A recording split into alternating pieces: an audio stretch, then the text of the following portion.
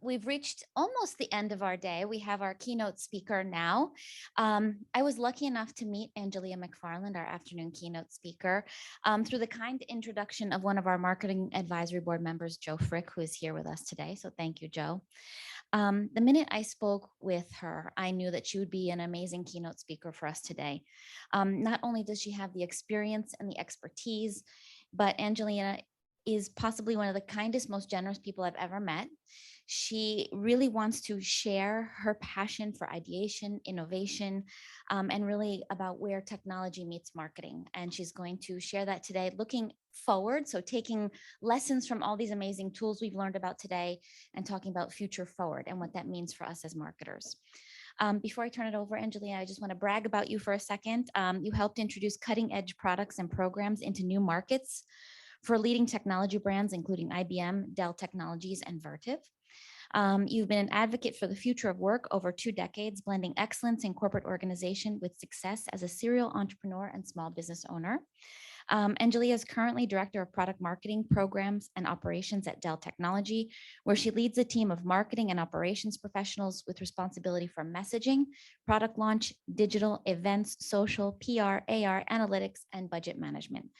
Please join me in giving a really warm RBS welcome to Angelia McFarland.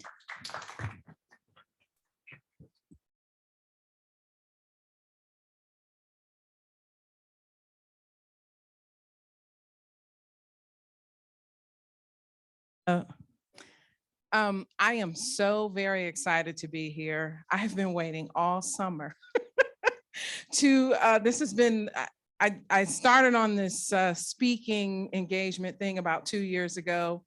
And so I've done a few over the last 2 years, but this by far is the highlight for me. So I'm really excited to be here with all of you. This has been a wonderful day. It's been very exciting. I have enjoyed it tremendously. And I was talking to Dr. Scott earlier this morning, and I was telling her why this was so exciting to me is we have spent a whole day talking about technology at a marketing conference. That says something, right? That says that we are now moving into an era where us as marketers are dealing with technologies and things that typically require highly specialized skills. And we're making decisions on those things. And so our profession, our technology is undergoing a radical evolution. For me, I love it because I've been in tech most of my career, even though I've been on the marketing side. So to watch this evolution is exciting to me. But I also think that you, particularly as students here at Rutgers, having this level of education and opportunity are going to be very, very well positioned as you move out into the world. And Lizette is one example. And then there was another alumni earlier today, I don't remember his name, who's another example. So awesome. The other thing I want to tell you is I usually try to speak without a confidence monitor, but as everyone spoke today, I was like, oh, I was gonna say that. It's like, shoot, I was gonna say that.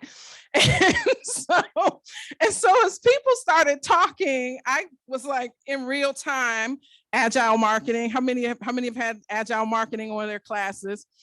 In real time, I was like, okay, I need to modify some of my speaking notes. So I had to do a few modifications. So I want to tell you, Alexandra told you a lot about me, but I want to tell you a little bit about, in my career, I've been in tech marketing. I don't want to tell my age, but I will, about 30 years. And I have watched it change. So when I started, we didn't have PDFs. First of all, we didn't have anything. We had printing presses. We would write stuff and we would send it to printers. So that was just 30 years ago, y'all. We would write stuff and send it to printers, and they would produce it. And so I watched as mainframes came online and we started doing things on mainframes. I watched as client server came online. We started doing things on PCs. And then I watched this whole internet thing. That's why this is so very exciting to me, because I saw how the internet started and came to where it is, and now we're at the beginning of it again. And so one of the things, or two of the things that people hinted to, but they didn't talk about a lot, that before I talk about future forward, I want to hit, is one of the things that has enabled all of these things that you see is, and you can see my marketing, I'm gonna say radical. You know, y'all marketers like to use these big words that don't mean anything. Radical changes in computing technology. And so working at Dell and IBM, I've seen us go from the ability to create a paper on a PC that was almost as big as the seat of this chair, to being able to do things on a watch on your hand. And so as the components get smaller and smaller, more powerful, it enables the things that you've been seeing and talking about today. They just weren't possible years ago because we didn't have that level of computing technology. The other thing that people have hinted to today, but we didn't get deep into, is data. And it's one of the subjects that Joe and I have exchanged ideas on previously. We went from an era where we didn't have any data to now we have this flood of data on people. And I have thoughts on data, and we'll talk about them a little bit today. So, future forward. The future, and I'm going to tell you in a minute what I mean by future forward. Okay, you guys, where's the box? What am I pointing at? Back there? Oh. Sorry. The future is distributed. And so my fancy little animation that I'm getting ready to play, that I was able to do on my PC, you know I'm not a designer, but the words are not important, right? So you're not even going to be able to read them. I purposely made them go really, really fast. My point here is that there are a lot of definitions. And because the metaverse is technically a universe, they're all acceptable. All of these definitions are acceptable definitions.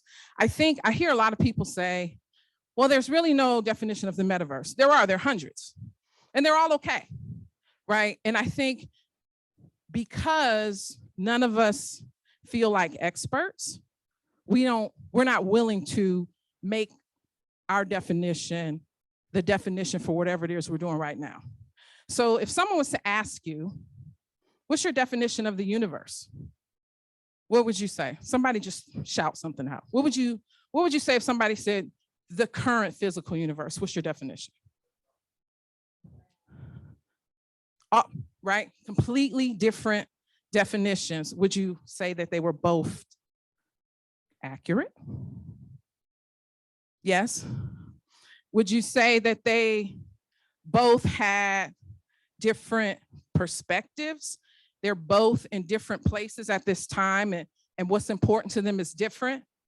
And so don't be afraid to boldly say, this is my definition of the metaverse. This is my definition for Web3, because someone else may have a different definition from you, and that's okay. And I'll give you an example and thank my beautiful cousin here. She's gonna kill me because she hates to be called out. But for coming to hear me speak, she and I banter all the time about everything. And one of our latest banters was whether VR is going to be a thing. I'm like, VR is not going to be a thing except in gaming. She's like, yes, it is. I'm like, no, it's not. It's all AR, right? AR is going to be the thing. And so as the Mattel presentation, I don't know if you guys saw us, but as the Mattel presentation went and the nail biter presentation went, we're both razzing each other, right? So when she would see VR, she'd be like, okay, VR is going to be the thing. And then when the AR would come up, I go, no, it's going to be the AR thing. I told you it's going to be AR.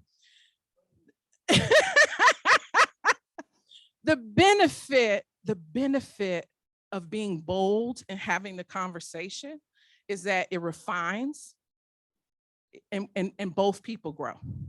So, and as marketers, we have to be on that edge because that's what we do.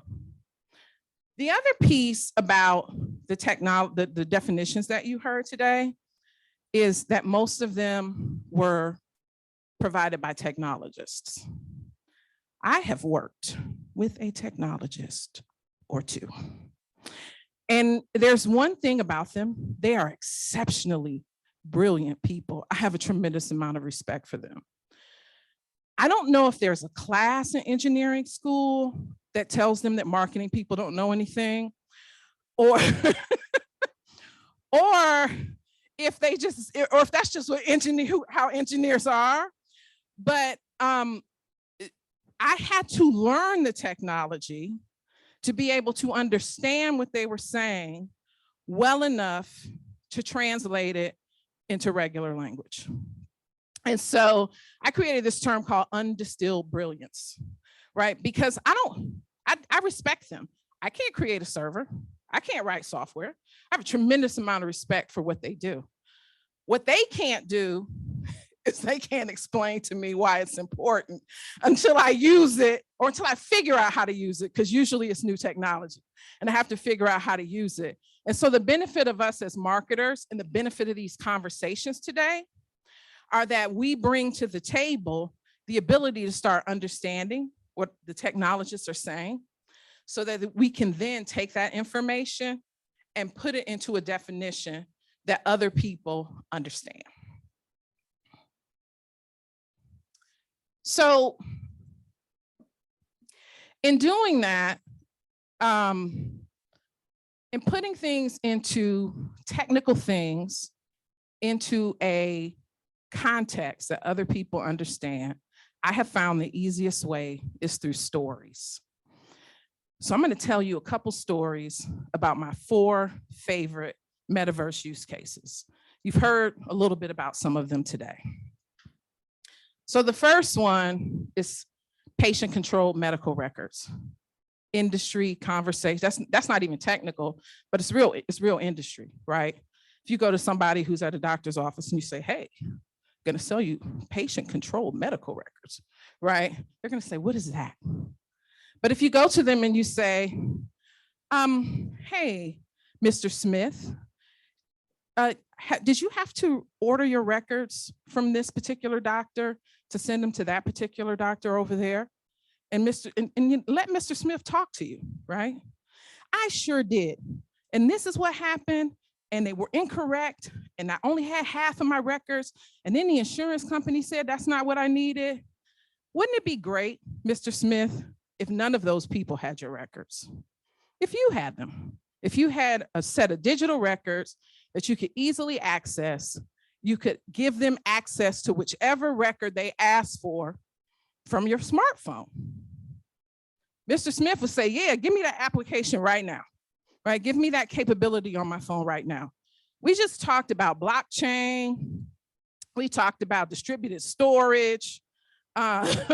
We talked about, from an industry perspective, bringing together all the payers and the providers and all of the people in that industry and getting them to integrate all their systems so that they could accept that. We talked about a whole bunch of stuff in a story that a patient could understand. That's some of the magic of marketing. I'm gonna say magic a couple times because I think we're all magic in here. We do magic. There are a few other industries, just a few, who are magical, but we're very magical. The other one, which is one of my favorite, and this is a marketing one, right? I call it consumer-led advertising. And every marketing person that I talk to about this, they think I'm just like completely crazy. But I'm gonna keep being crazy, right? Future forward. I'm gonna be as crazy as I possibly can until we get close. We may not get all the way there, but we're gonna get close. And to me, consumer-led advertising is about, I'm sorry, you guys, I'm talking so fast, I can barely breathe. And I had knee surgery. Alexandra was like, do you need a chair? Do you need a chair? I don't want to sit down because I'm so excited about this conversation. But consumer-led advertising, today, we push advertising on people. It's intrusive. A lot of times it's ineffective. We don't get it when we need it. And so we now have the tools. And there's this other paradigm that people have. People think people don't like commercials, right? I love commercials. I just like them when I want them. How many people enjoy commercials, but they only want to see them when they want to see them? We now have the technology to not only push commercials to people when they want to see them, we have the ability to help to allow them to share their data with us so that we push the right commercials when they give us the time. I call it awareness versus attention. Today, there's a lot of solutions I'm aware of because they do a really great job of making me laugh or making me cry, but it's not at a time or place that I'm ready to consume the information. So I know about Geico. Geico has the funniest commercials out there, right? So I'm aware of them, but I almost never pay attention to them because I'm not in a space to want to pay attention when they serve them up to me. Wouldn't it be so much more financially efficient for brands and for advertisers to hit you with their message when you want to see it and at the depth with you want to see it? Because initially when you think about this, you're like, oh, advertisers will never go for that because there's, the impressions will go down. Impressions going down is a great thing because what percentage of those impressions actually reach your audience? It's a whole thought behind mass market, right? We want to hit as many people as possible so we can get to 2 or 3% of the people that we want. What if you could refine it and get the 2 or 3% of the people that you want and get some quality time with them to not just get their attention, but to explain to them what you offer? We now have the technologies to make that happen.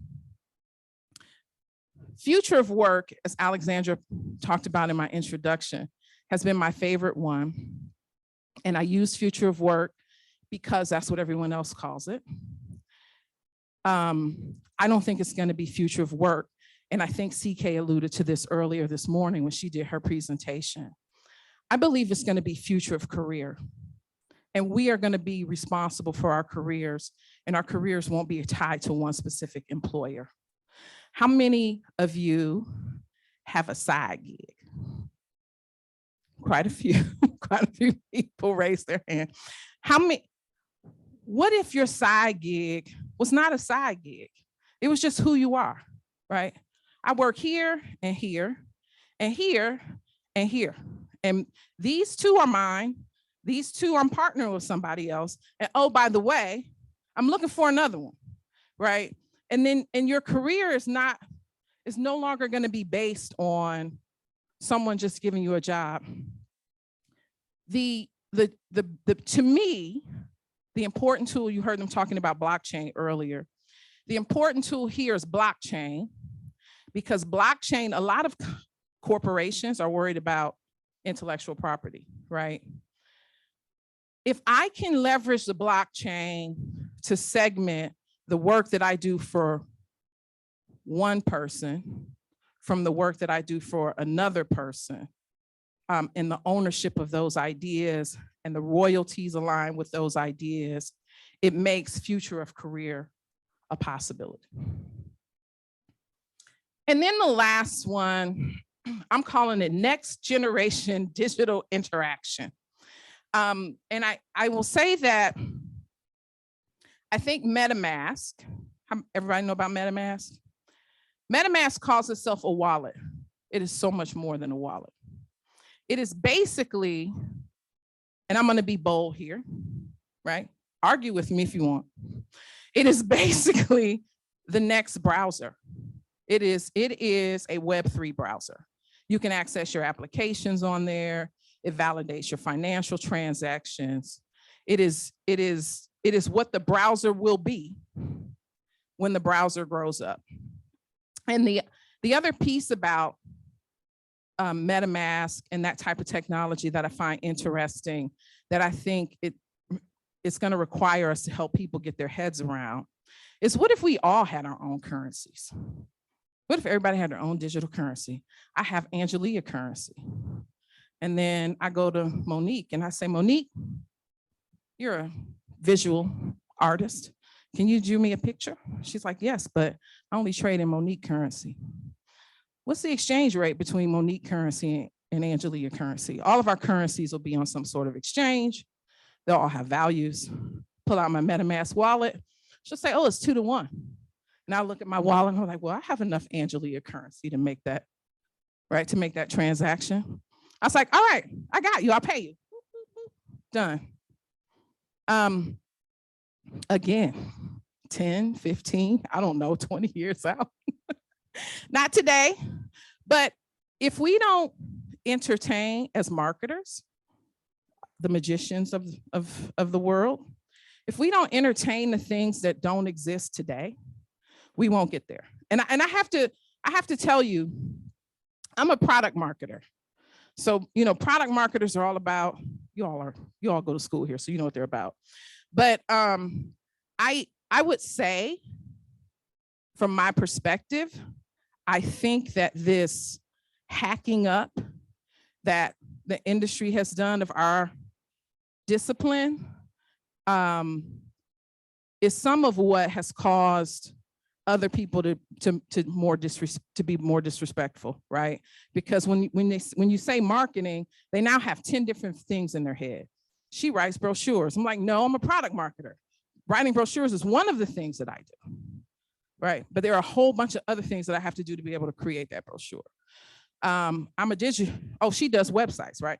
I'm a digital marketer. And they're like, oh, you just do websites.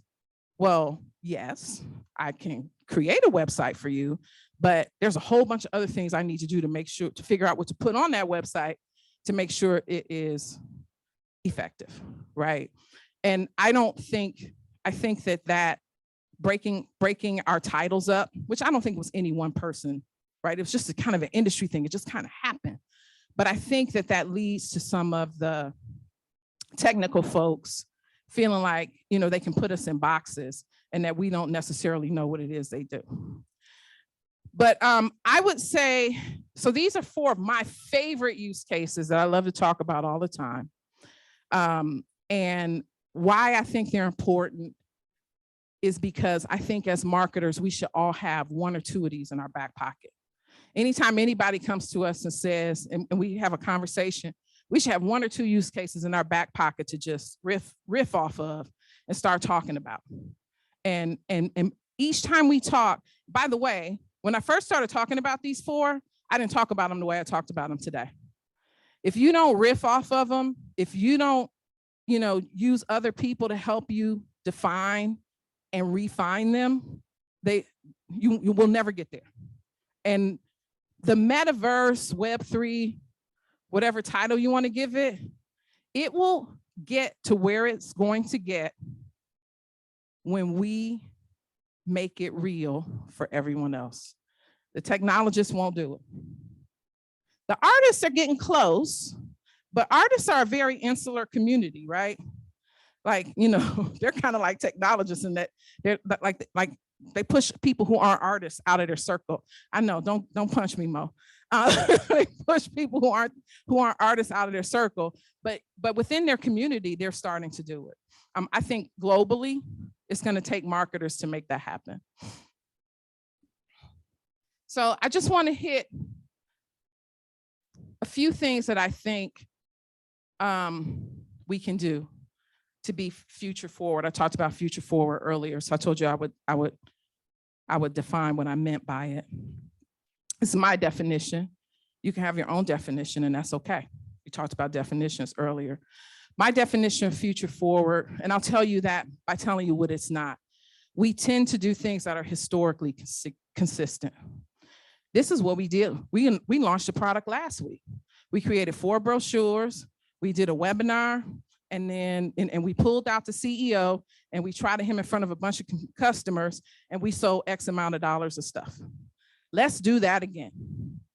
That's historically consistent. I think as marketers, we have to have a foot in both worlds. right? Because we gotta operate the business today. But we should always be pushing the bar to be future forward. Okay, we did that last time and it worked. What else do we need to consider? When do we need to consider it? And always be looking to the future to make these things happen. The other thing is get comfortable with risk. Giving someone your own definition of what the metaverse is puts you on Front Street to be disagreed with, right? Someone's going to disagree with you, right? That's okay. Get comfortable with that risk. Going out and telling your boss that you want to do your next meeting in VR, right, is risky. The boss is going to ask you how much it's going to cost. You know, does this make any sense? Is this just a game, right? It's gonna create risk. But how do you deal with risk? You identify it, you measure it, and then you decide whether it's worth it. So get comfortable with risk. And then lastly, the metaverse, in my opinion, and you can fight me on it if you want, the metaverse is waiting for us. The technologies are there.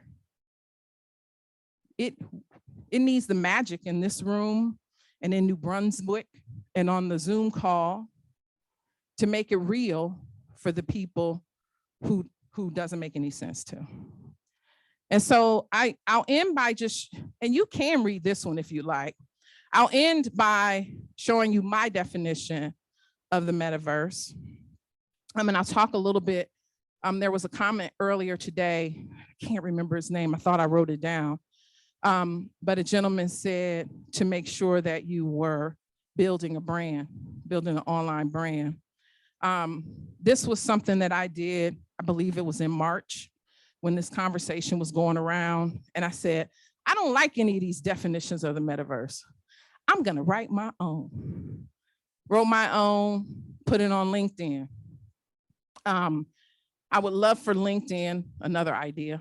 I would love for LinkedIn to come out with a blockchain service, because right now, if you go to LinkedIn, you'll see this, you'll see that I put it out there, right? But it's not on a chain that says the date, the time, you know, who put it out. If somebody else grabbed it and made some modifications to it, that doesn't exist yet. But putting it out there is just the first step. And the thing that I want you to notice is that my goal in writing this definition was a human-centric, and there's a gentleman named, Gatherverse, Christopher, I can't think of his last name. He talks about the human-centered metaverse. And my goal here was, you notice the technologies are all at the bottom. The technologies enable the metaverse. The technologies, my opinion, we can fight if you want to. The technologies enable the metaverse. The metaverse is about the people. Thank you.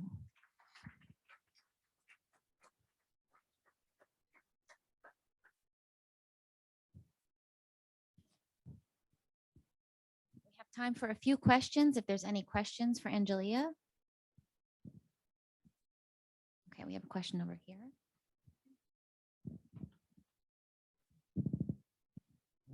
Hello, first of all, thank you so much for your presentation. It was very enjoyable, and I found myself just smiling along to so many components, so many things that you said. So I have a general question. As technology evolves, as kind of technology just grows and more people have more access to different forms of viewing platforms, such as like TikTok, how do you think the change in attention span and the lowering of attention span of apps such as like TikTok and stuff is affecting how we market to certain audiences or certain generations?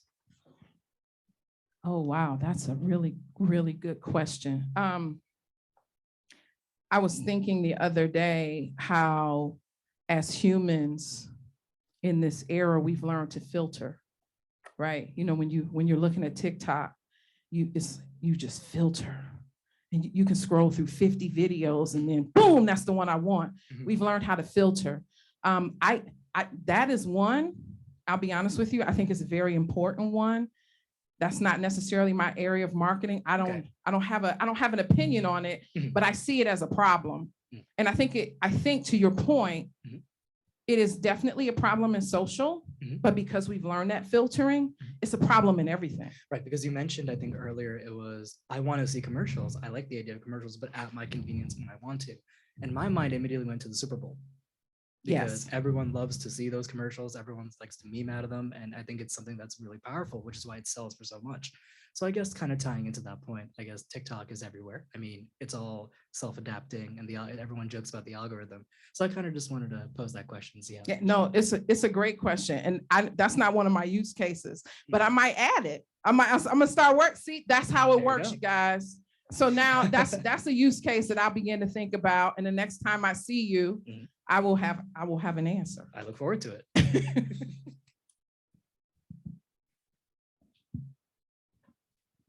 Any other questions? Are there any questions in New Brunswick?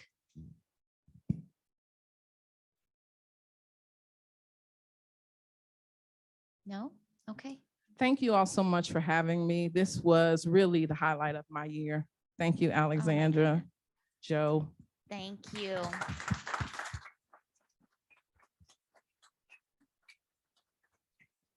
Okay, Angelia, thank you. I think we're ending the day on a high note. It's been extremely educational. We've learned so much about the metaverse, how to define it, all the tools and tech. So we're ready to go out there and enter the metaverse. A big thank you to all of you attending here in person in Newark, to those in New Brunswick. Thank you. Those joining in online, thank you. And again, a huge thank you to all our speakers, panelists, faculty moderators, and of course, our IT team who helped bring this all together seamlessly. So thank you all. We have time now for networking. So please, if there's someone you want to meet or a question you didn't get a chance to ask, now's the time. Thank you all very much.